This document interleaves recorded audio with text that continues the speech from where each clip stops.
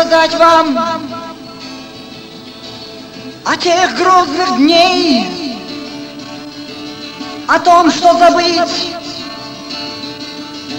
наши предки не в силах, как с болью покинув родную Чечню,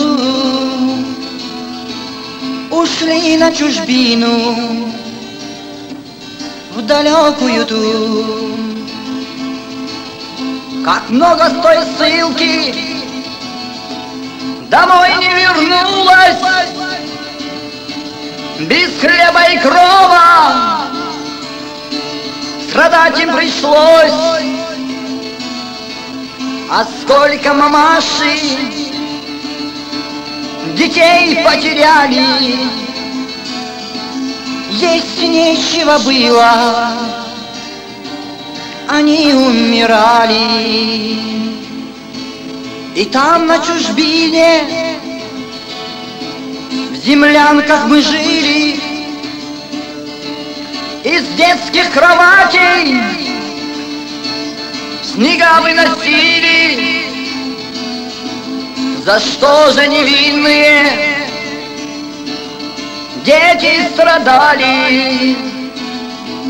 За что же, скажите, они умирали? Сынок, умирая,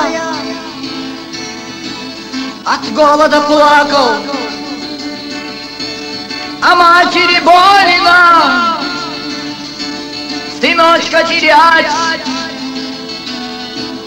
Сыночек, прости же, она прошептала, спасти тебя в силах настолько Аллах. Как больно и было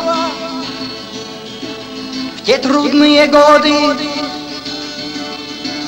за раз хоронила двоих сыновей, но на нам ужалась,